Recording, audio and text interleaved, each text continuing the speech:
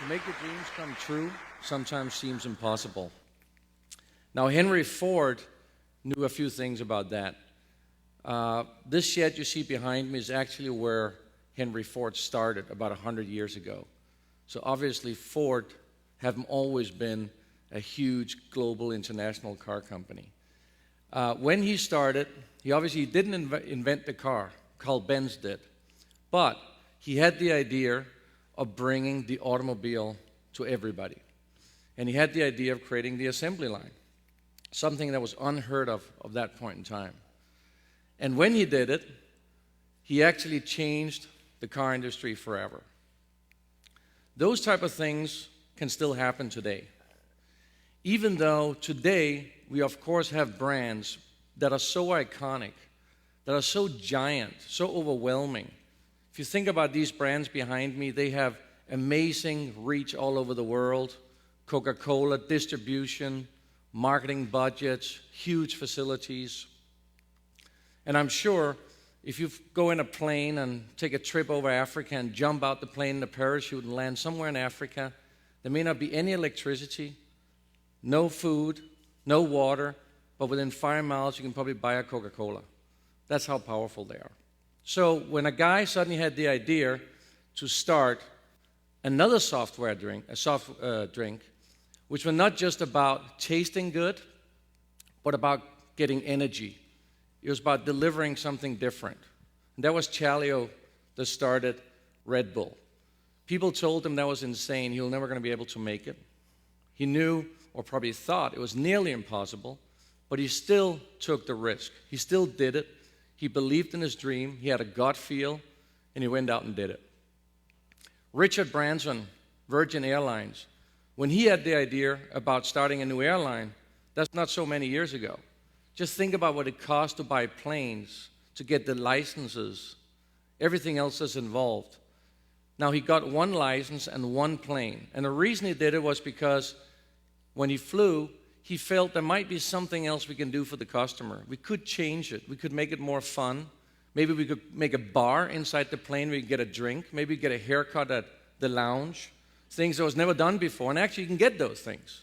And he started Virgin Airlines. And today, that's probably one of the most famous airlines in the world. And the last one, Dyson.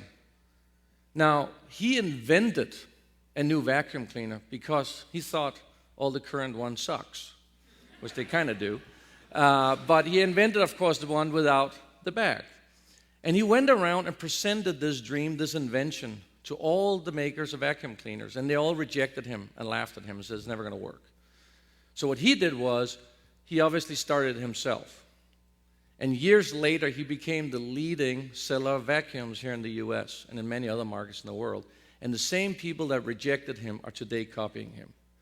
So it shows that it is possible to go out even today and make the dream reality.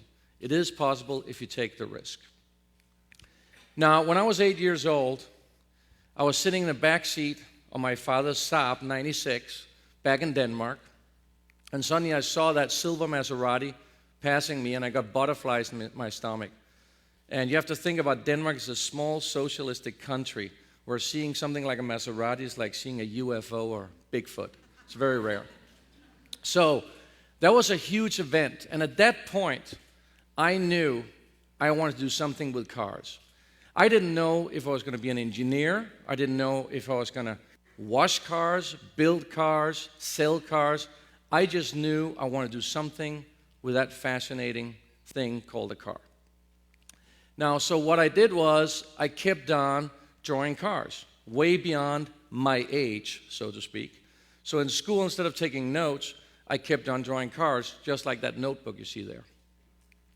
And eventually, I had a meeting with a counselor when I was about 12, 13 years old.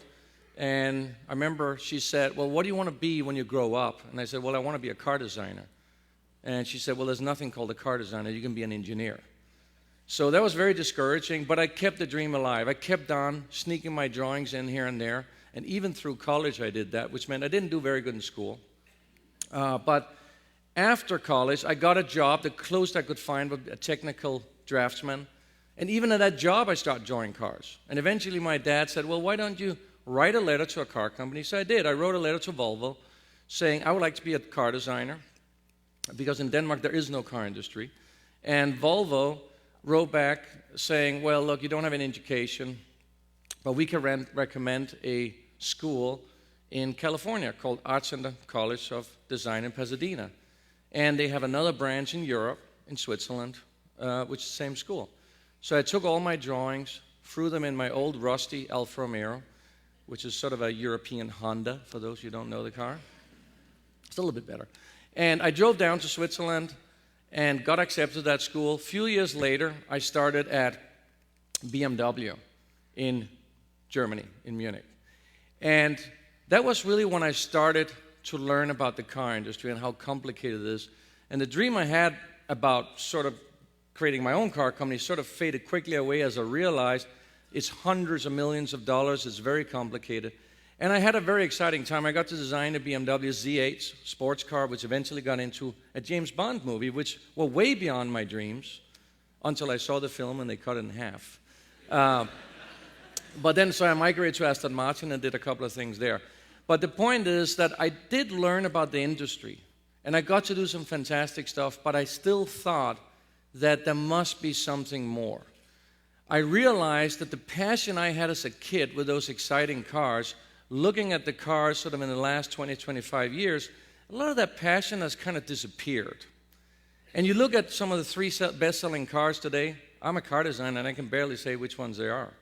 So what happened in the last 20 years is cars have become more of an appliance. They used to be all about emotion and fun, and they used to be fairly cheap to run. And now they become an appliance. Gasoline is expensive. In some countries, you get taxed on them. And on top of that, we start feeling a bit guilty about driving a car because it pollutes. You use a lot of gasoline. So I thought to myself, what if you could create a car that took all the environmental aspects that we know is possible and basically unite that with the emotional side of a vehicle? Why does, electric cars or small fuel-efficient cars always have to look dorky? Why can't we make a beautiful, gorgeous car? So the what if was really saying, instead of a normal roof, what about putting a solar panel on the car that can help charge the car? When I was working at Aston Martin, like all car manufacturers, would go to Brazil and pick up, the wood in Brazil and bring it back, go with a flamethrower, sand it down, and put it in the car after it was lacquered. And I thought, what if we just get the wood from the California fires? We don't need flamethrowers, it's already done. And it sounded funny at that time, but it can be done. So that was something I thought about. And I also thought about, if you think about how the car is designed, it hasn't really changed in the last 100 years. When we first developed the car, you saw a car on a single road in the middle of nowhere. And that's still how the advertising looked today. You jump in the car and you drive around on a free open road. But reality, of course, is we sit in traffic like here, like you see behind me. That's reality. That's how a lot of us drive to work every day. So I thought, what if you can create a car where when you sit in traffic and you listen to music, your air conditioning on, you need power. Well, what if it's just electric? And what if, because you want the freedom, that if you want to drive from LA to Las Vegas or New York or San Francisco, after maybe about 50 miles, the gasoline engine turns on to create electricity while you drive. Why can't we do that? So I thought there must be a way we can do that. A lot of people, of course, as you talk about these type of ideas, start telling you, can't be done, is it possible, there's doubters, but I still said, what if? I decided I was going to take that risk. Now, one of the two things that sort of inspired me was, first of all, everybody saying it couldn't be done. That gave me sort of extra fuel and power. And the second thing was that I thought even the biggest car companies in the world, they still are only run by humans. In fact, any giant companies in the world, they might look giant, but behind them is a human being. And I'm a human being, and these guys, they need to sleep, eat, and do everything else that we do, and they have the same problems. So I thought, why couldn't I then do it? That was part of my feeling of being able to take that risk. Now, when you stand on that cliff and are ready to jump off into the ocean, and when I did that, I did see an island out there, and I felt like I could swim there, and as soon as I jumped in the ocean, suddenly that island kept on moving. So it's pretty clear that it isn't as easy as it sounds.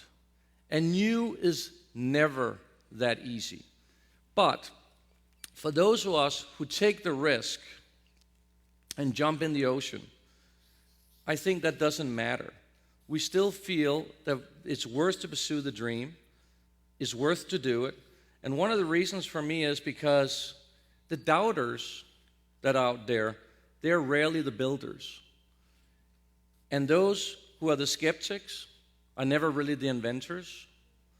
And I feel there is a possibility to go against the naysayers, take the risk, go out there and follow your dream and get people behind you, because there's a lot of us out there that believe that dreams are possible.